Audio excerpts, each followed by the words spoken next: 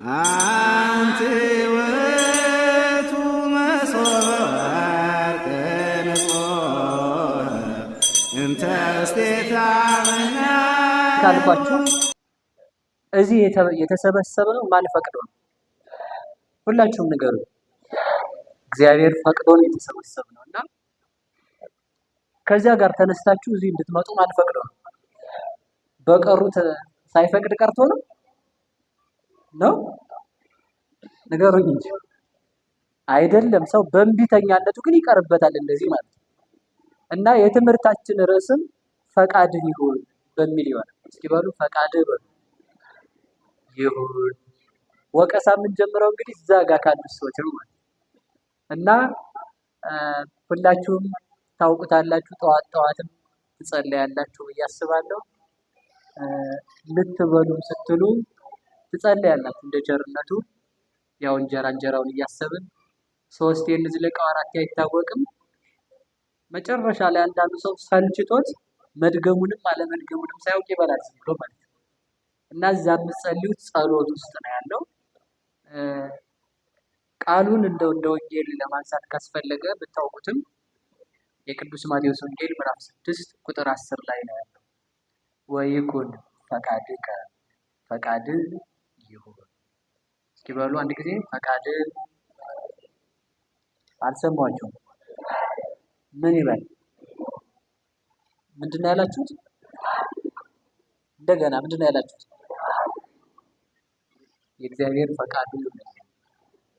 ይህን የተናገረው ሁላችንም እንደምናውቀው በልብ መታሰቡ፣ በቃል መነገሩ፣ በቅዱሳት መጻሕፍት መዘከሩ እስከ ዘላለም ድረስ ከፍ ከፍ ይበልና ዓለምን በጥንተ ተፈጥሮ የፈጠረው ዓለም ወደ ሞት ቢሄድበት የወደቀውን ዓለም ለማንሳት፣ የተሰበረውን ለመጠገን፣ የጠፋውን ለመፈለግ፣ ለጨለመበት ለማብራት፣ የታሰረውን ለመፍታት፣ የተሰደደውን ለመመለስ ሰው በሆነ ጊዜ የአይሁድን ስድብ ታግሶ በሚያስተምርበት ወራት የተናገረው ጌታችን አምላካችን መድኃኒታችን ኢየሱስ ክርስቶስ ነው።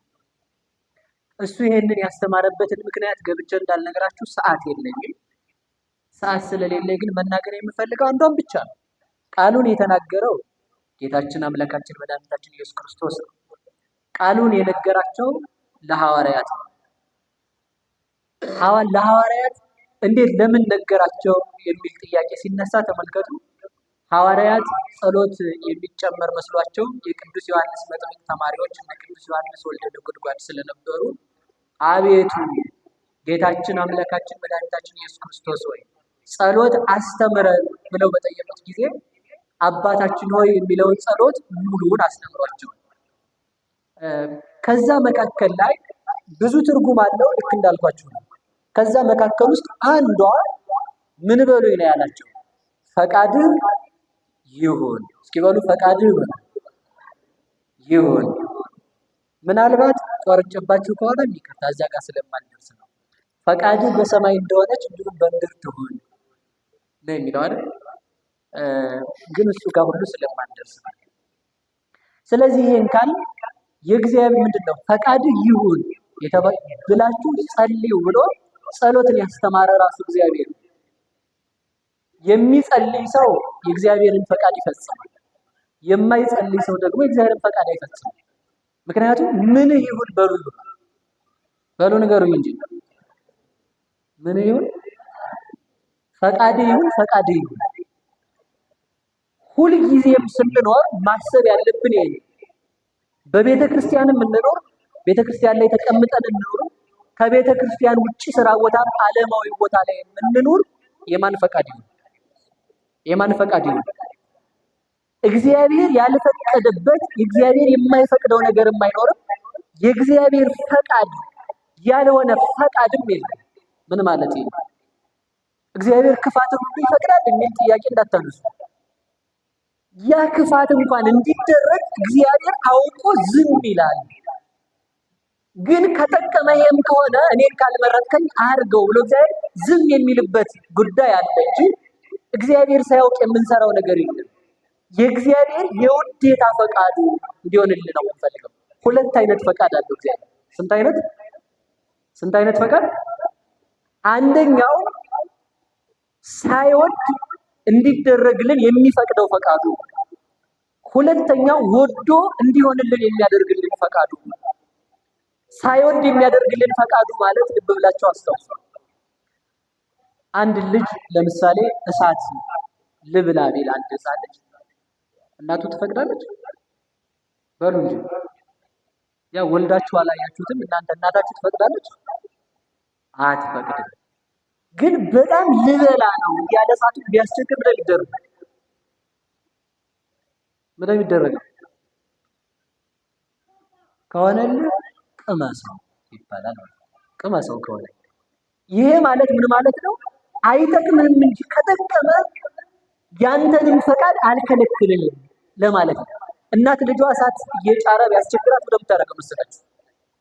እሳቱ ውስጥ ገብቶ እንዳይቀቀል ከእሳቱ አውጥታት ትንሽ እሳት ታስነካዋለች፣ ቀመስ ታደርገዋለች ማለት ነው።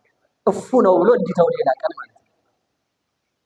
እግዚአብሔር አይጠቅመንም እንጂ የማይጠቅመንን ነገር ስንለምነው ጥቂት መከራ አምጥቶ የሚመልሰን ለዚያ ነው። እግዚአብሔር አዳምን በበደለ ጊዜ እንኳን ከገነት አውጥቶ ደብረ ቅዱስ ላይ ያኖረው ገነት ይመልሰኛል ብሎ ንስሐ እንዲገባ። ዲያብሎስንም እንኳን በበደለበት ዕለት ጠቅልሎ ገሃነም አላወረደው።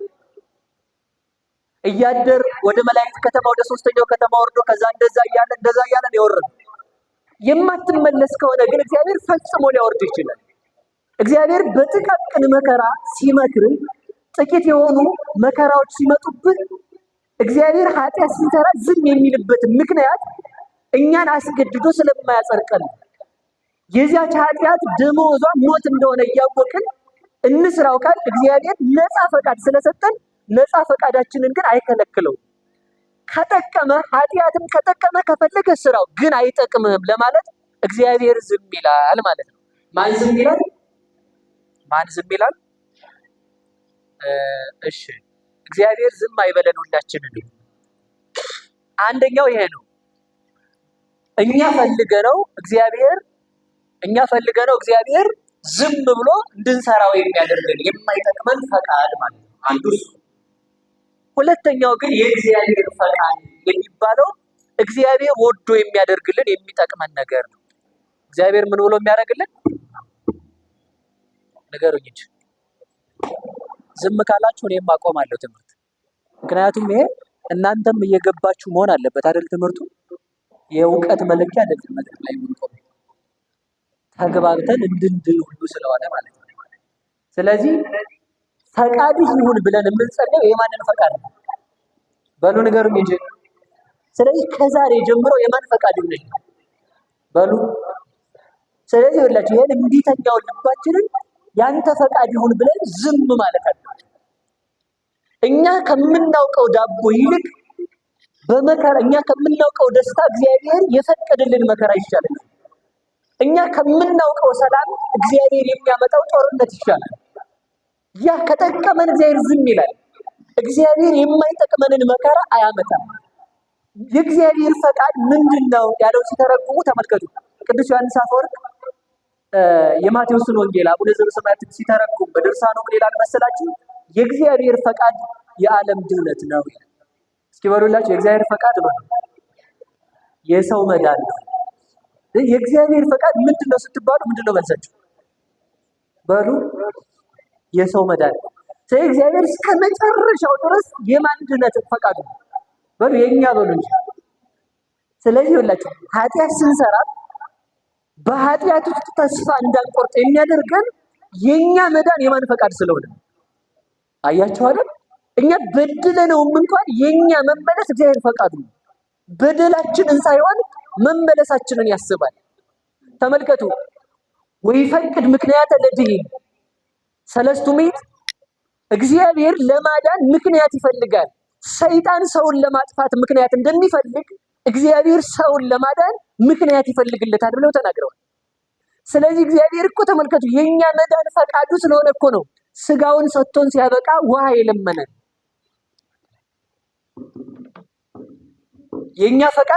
የኛ መዳን ፈቃዱ ስለሆነ ስጋውን ሰጥቶ ውሃ ይለምናል እግዚአብሔር።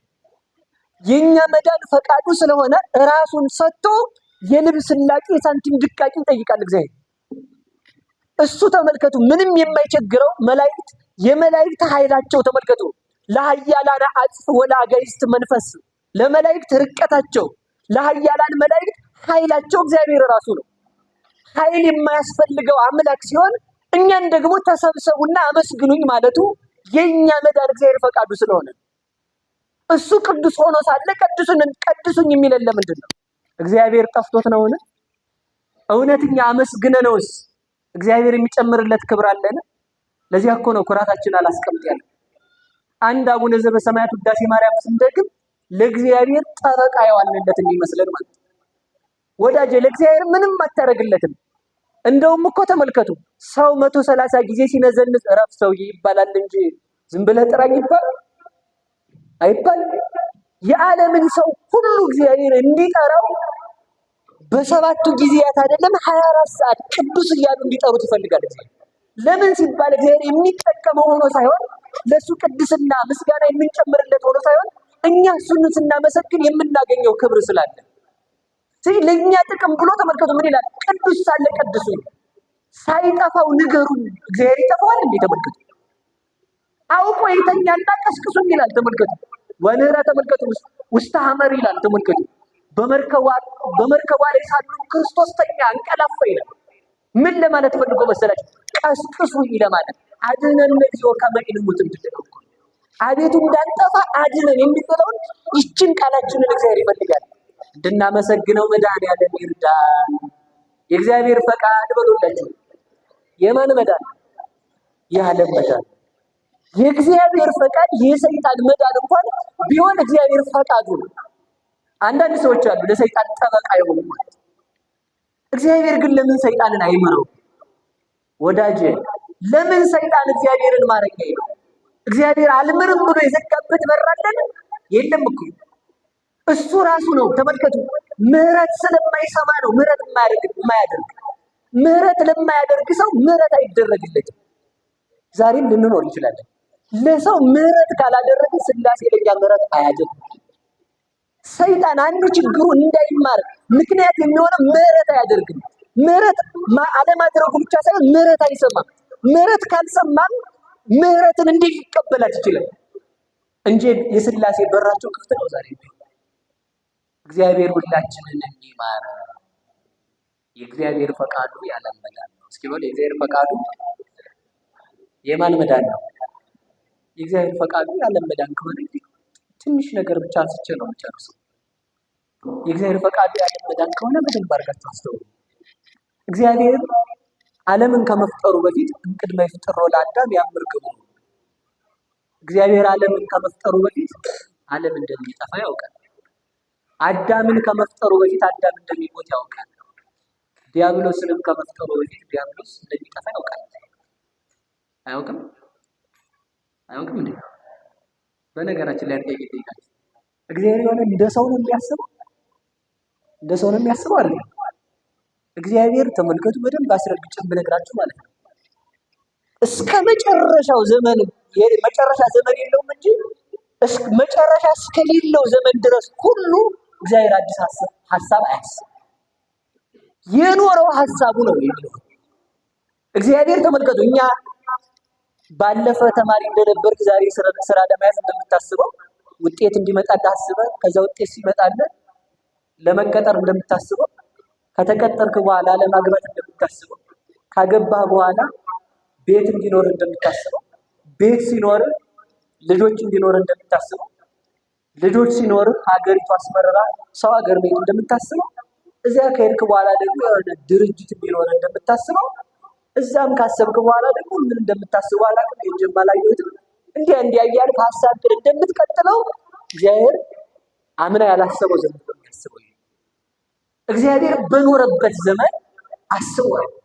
ለዚህ ነው ቅዱስ ዳዊት መዝሙር 61 ላይ ምረነበ በእግዚአብሔር ወዘንተክም በሰማይኩ እስመ ዘእግዚአብሔር ሳይ እግዚአብሔር አንድ ጊዜ ተናግሯል። እኛም ብቻ ሰምተውታል። እስኪ በሉ እግዚአብሔር ስንት ጊዜ ተናገረ? እግዚአብሔር አንድ ጊዜ ብቻ ነው የተናገረው።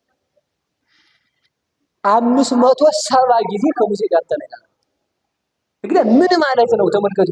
አንድ ጊዜ እግዚአብሔር ተናገረ ማለት እግዚአብሔር አንድ ጊዜ ያሰበው ሐሳብ እስከ ዘላለም ይኖራል። ዓለምን ሳይፈጥረው የዓለምን መጨረሻ ያውቀዋል።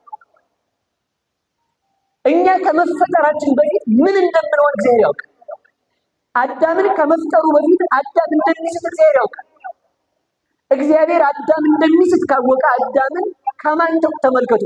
አዳም እንደሚስት እግዚአብሔር አያውቅም ካልከኝ እሱ ሌላ ጉዳይ፣ እግዚአብሔርን አላዋቂ አለማድረግ። አዳም እንደሚስት ካወቀ አዳምን እንደሚያድነው ያውቃል አያውቅም?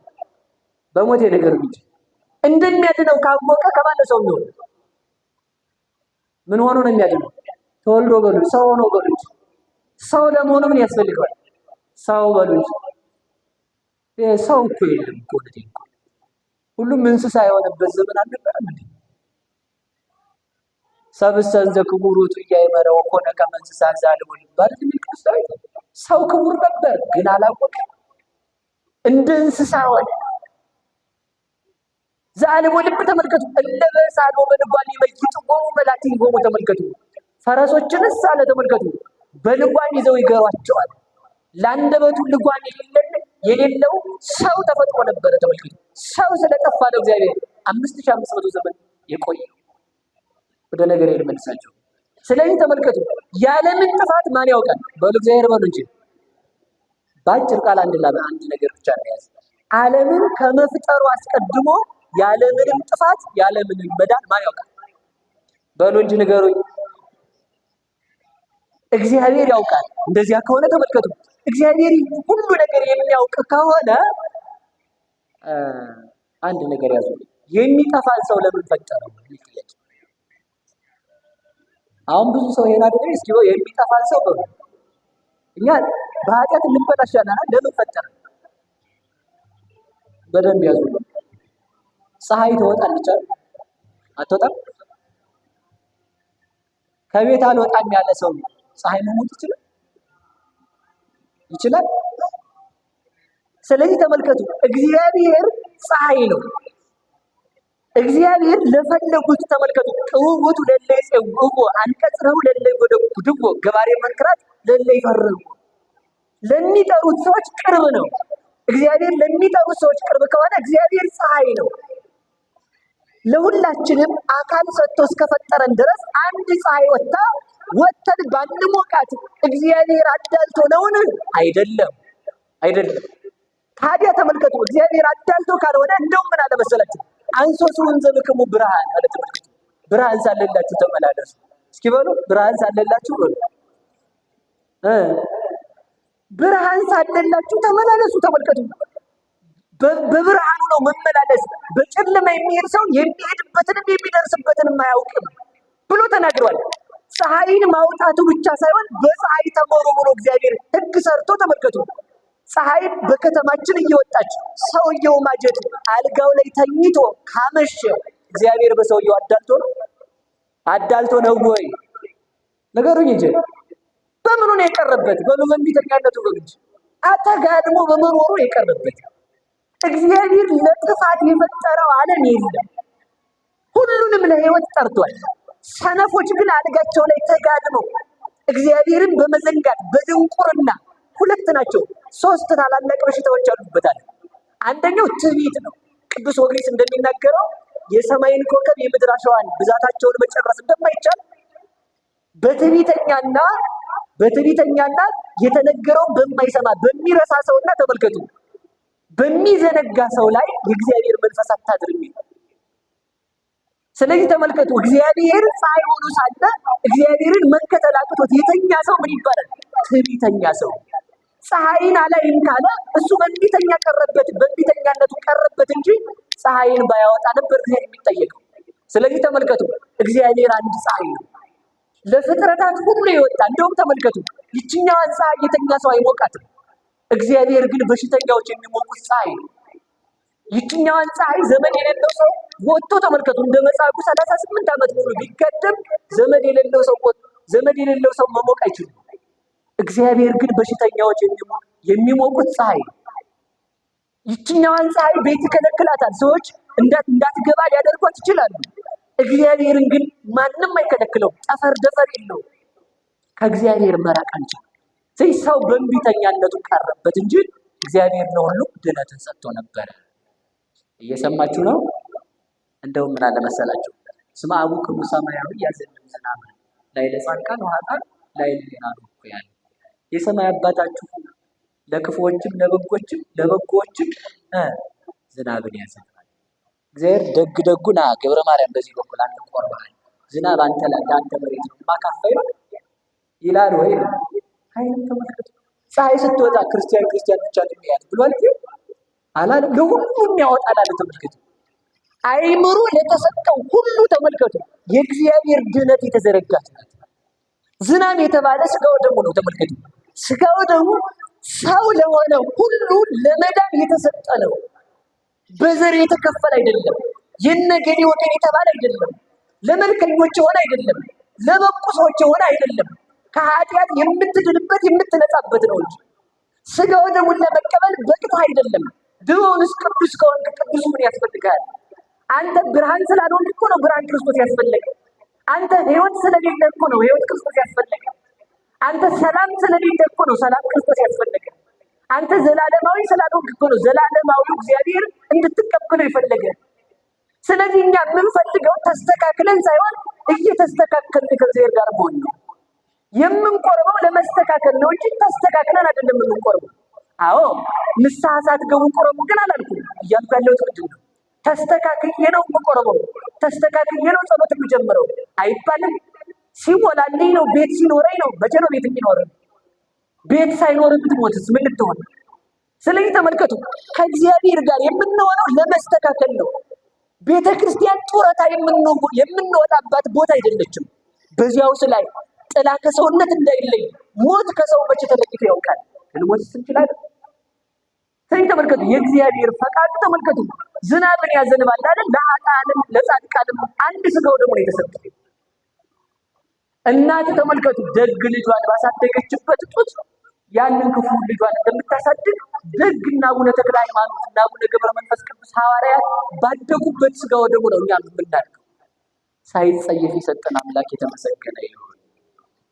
እሺ ወደ ነገር ልመልሳችሁ። የእግዚአብሔር ፈቃዱ ያለ መዳን ነው። የማንም ፈቃዱ ምን ማለት ነው? እስኪ በፈቃድ ይሁን በሉ። ተመልከቱ፣ የእግዚአብሔር ፈቃድ ድነት ዓለም ነው ካለ በኋላ ተመልከቱ፣ አጠር አድርጌ ላምጣው ከሰዓታችን ጋር እንድንሄድ ማለት ነው።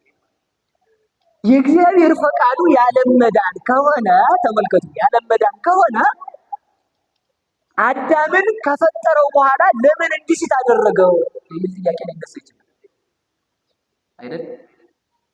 እሺ ከተነሳም አንድ ብቻ ነው ያያችሁ።